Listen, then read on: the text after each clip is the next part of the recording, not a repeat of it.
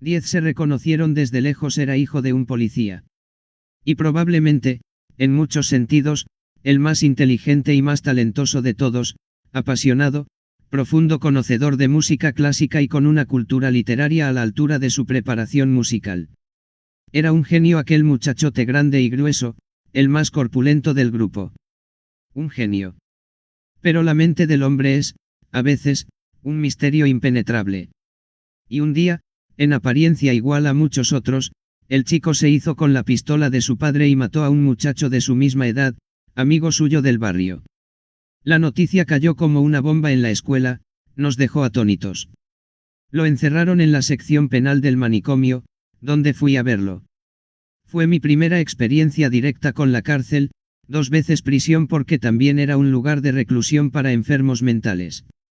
Pude saludar a mi amigo por un minúsculo ventanuco, un sello partido en 4 por una reja y enmarcado por una pesada puerta de hierro. Fue terrible, me chocó profundamente. Volví a visitarlo con otros compañeros. Días más tarde, en la escuela, oí a un empleado y a unos chicos de otro curso gastar bromas a su costa. Me enfurecí. Les dije de todo y me dirigí a toda prisa al despacho del director para expresarle mi desaprobación, para decirle que cosas por el estilo no debían suceder de nuevo y que el hecho de que un empleado hubiera participado en la conversación aumentaba la gravedad del asunto. Que aquel chico ya sufría lo suyo encerrado en una cárcel que también era un manicomio. Con aquel arrebato me ganaría en la escuela una cierta fama de hombre recto, no sé hasta qué punto merecida, la fama es así. Al cabo de un tiempo, trasladaron a mi amigo a un reformatorio y seguimos escribiéndonos. Se salvó de la cadena perpetua porque cuando se produjeron los hechos aún era menor. Lo dejaron en libertad unos cuantos años más tarde. Después de diplomarme, cuando ya era novicio, me llamó por teléfono un excompañero. Me contó que había conseguido ponerse en contacto con la hermana de nuestro compañero preso y que, muy afectada, le había contado que, al poco de salir del reformatorio, él se había suicidado. Debía de tener unos 24 años. A veces, como dice el Salmo, el corazón del hombre es un abismo. Fue un dolor que me trajo a la memoria y al corazón otro dolor. Cursaba el 4º año cuando, en el autobús, se me acercó un chiquillo de primer curso. Creo que me preguntó si podía conseguirle un libro que necesitaba, y yo le dije que sí, que lo tenía en casa y que se lo prestaría. Fue así como empecé a tener trato con él. Era hijo único, y en el colegio era conocido por los problemas disciplinarios que causaba. Yo, que ya había sentido la llamada y percibía intensamente mi vocación, aunque todavía no se lo había contado a nadie, vi que aquel chiquillo aún no había hecho la primera comunión, y, bueno, empecé a acompañarlo, a hablar con él, a cuidarlo como podía. Fui a su casa a conocer a sus padres, 2 buenas personas, la familia Heredia, pero al final, cuando yo ya estaba en sexto, aquel chico mató a su madre con un cuchillo. No debía de tener más de 15 años. Recuerdo el velatorio en aquella casa, el rostro térreo del cabeza de familia, su dolor, doble y sin sosiego. Era la viva imagen de Job, la pena consume mis ojos, mi cuerpo es solo una sombra, Job 17, 7. Fue otra noticia que se abatió sobre la escuela como un temporal, podría incluso afirmar que quizá nos impregnó del sentido trágico de la vida y de su complejidad. Jorge Luis Borges escribió, he intentado, no sé con qué fortuna, la redacción de cuentos directos. No me atrevo a afirmar que son sencillos, no hay en la tierra una sola página, una sola palabra, que lo sea. La humildad es necesaria para contar la compleja experiencia que es la vida. Admiré y estimé mucho a Borges, me impresionaban la seriedad y la dignidad con las que vivía la existencia. Era un hombre muy sabio y muy profundo. Cuando, con apenas 27 años, me convertí en profesor de literatura y psicología del Colegio de la Inmaculada Concepción de Santa Fe, impartí un curso de escritura creativa para los alumnos y decidí mandarle, por mediación de su secretaria, que había sido mi profesora de piano, 2 cuentos escritos por los chicos. Yo parecía aún más joven de lo que era en realidad, tanto que los estudiantes me habían puesto el apodo de Carucha, y Borges era, en cambio, uno de los autores más reconocidos del siglo XX. No obstante, mandó que se los leyeran, ya estaba prácticamente ciego, y además le gustaron mucho. Me pidió que los incluyéramos en un libro, que publicó el editor argentino Castelví con el título Cuentos Originales, y, por si fuera poco, Borges se ofreció para escribir el prólogo, probablemente su preámbulo más generoso. Este prólogo no solamente lo es de este libro, sino de cada una de las aún indefinidas series posibles de obras que los jóvenes aquí congregados pueden, en el porvenir, redactar. Lo invité incluso a dar algunas clases sobre el tema de los gauchos en la literatura y él aceptó. Podía hablar de cualquier cosa, y nunca se daba aires.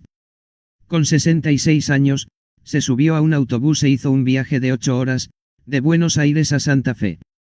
En una de aquellas ocasiones llegamos tarde porque, cuando fui a buscarlo al hotel, me pidió que lo ayudara a afeitarse. Era un agnóstico que cada noche rezaba un Padre Nuestro porque se lo había prometido a su madre, y antes de morir recibió los sacramentos. Solo un hombre de espiritualidad podía escribir palabras como estas. Abel y Caín se encontraron después de la muerte de Abel. Caminaban por el desierto y se reconocieron desde lejos, porque los dos eran muy altos. Los hermanos se sentaron en la tierra, hicieron un fuego y comieron. Guardaban silencio, a la manera de la gente cansada cuando declina el día. En el cielo asomaba alguna estrella, que aún no había recibido su nombre. A la luz de las llamas, Caín advirtió en la frente de Abel la marca de la piedra y dejó caer el pan que estaba por llevarse a la boca y pidió que le fuera perdonado su crimen. Abel contestó, «Tú me has matado o yo te he matado. Ya no recuerdo, aquí estamos juntos como antes». «Ahora sé que en verdad me has perdonado», dijo Caín, «porque olvidar es perdonar. Yo trataré también de olvidar». Además de los amigos de la escuela, tenía los de la parroquia de San José de Flores. Empezamos a frecuentarnos con más asiduidad cuando acabé el trienio. Se celebraban reuniones, se organizaban fiestas, mi hermana Marta se hizo novia de uno de los chicos del grupo.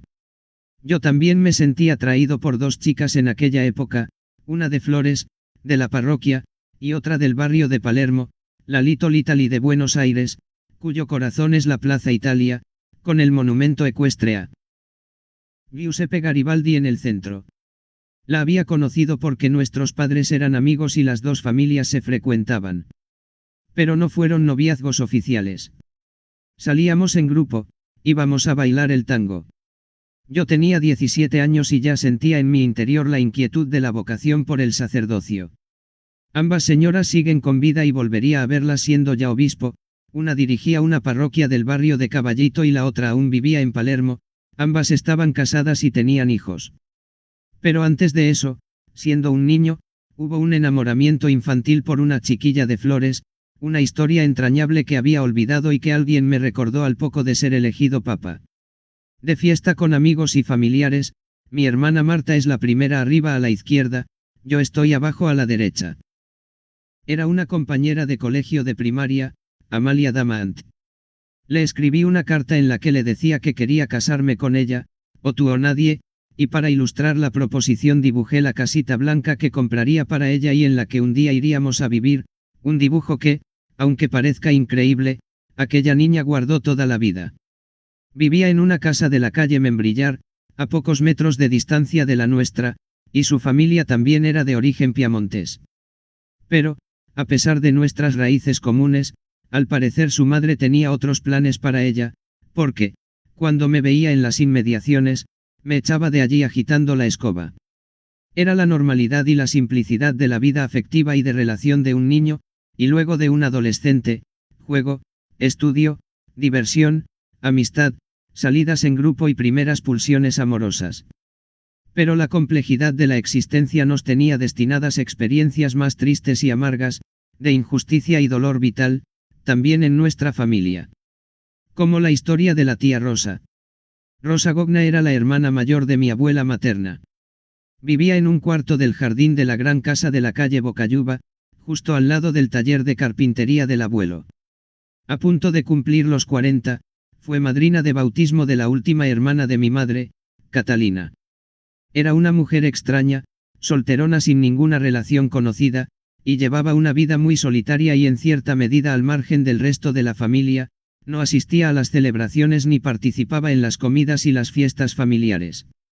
Había sufrido un ictus que le había dejado como secuela la parálisis de la mitad de la cara, y por eso, con la inconsciencia y el descaro propio de los niños, la llamábamos la tía Setebello. Nos parecía un poco chiflada y a veces se convertía en el blanco de alguna que otra broma de mis hermanos y mía. Luego crecimos. Y de adolescente, cuando tenía 16 o 17 años, sentí la necesidad de verla. Se había ido de casa de los abuelos y había alquilado un cuarto, con baño y una pequeña cocina, que había atestado de una gran cantidad de objetos, en su mayoría extravagantes e inútiles. Hoy en día se diría que sufría un síndrome de acaparamiento compulsivo, tengo entendido que se llama disposofobia.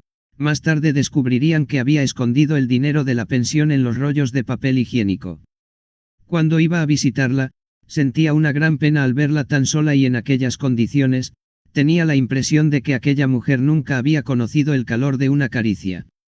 En aquella casita llevaba una existencia aislada, rodeada de los objetos que había amasado y que seguía acumulando. Al entrar, debía abrirme camino entre los trastos, las cajas y los bártulos, como un explorador, y al salir me pasaba media hora rascándome. Habría querido ayudarla, pero no sabía cómo resolver la situación. Mi abuela María y sus 5 hijos seguían con vida, pero la tía Rosa había sido borrada de la vida familiar. Era la tía, vagabunda. Un día de 1958, cuando tenía 21 años y hacía el noviciado jesuita en Córdoba, aproveché una visita de mi padre para hablarle de ella. Por favor, ide a ver a la tía Rosa. Mi padre, que era un buen samaritano, me prometió que lo haría y enseguida fue a visitarla. Volvió varias veces, me escribió, porque durante el periodo del noviciado no estaba permitido llamar por teléfono a los novicios, y, cuando vino de nuevo a verme, le dije, ¿por qué no os la lleváis a casa? En aquella época ya estaban en el número 8862 de la avenida Rivadavia, en una casa enorme donde yo nunca llegaría a vivir y en la que mi padre moriría 3 años más tarde. Lo hicieron. Le prepararon una bonita habitación, al lado de la escalera, y mi tía se mudó con ellos. En aquella casa, en compañía de su familia, vivió los últimos años de su vida. Cuando cursaba el primer año de filosofía, un día en que estudiaba escuchando El Mesías de Handel, sonó el teléfono y me dieron la noticia. Era un 15 de agosto, creo que de 1962. La tía Rosa murió a los 83 años, y se marchó serena. Su vida fue durante muchos años una injusticia que, al final, la generosidad de mis padres logró reparar. 11 como una rama de almendro. Era 21 de septiembre de 1953 y yo tenía una cita fijada. Un lunes, pero festivo, en aquella parte del mundo, la mía, se celebra el inicio de la primavera, y los amigos de la parroquia llevábamos tiempo planeándolo. El día de la primavera coincide con el día del estudiante, por lo que es una fiesta para todos los chicos. Se organizan salidas en grupo, se está al aire libre, se hacen picnics, se toma el sol para sacudirse de encima la humedad y el frío del invierno, se toca la guitarra o se asiste a conciertos al aire libre, y las avenidas y los jardines se tiñen del violeta de las flores de jacaranda. En Buenos Aires suele irse al Jardín Japonés, a Plaza Francia o a los bosques de Palermo, que son algunos de los lugares más bonitos de la capital. En fin, había quedado. Por la mañana tenía que hacer un recado para mi madre, unos trámites para ayudar a una señora del barrio a obtener la pensión, y luego me encontraría con mis amigos en la estación. Pero antes de subirme al tranvía, mientras caminaba a la altura de la iglesia de San José, sentí como si alguien me llamara, o, mejor dicho, noté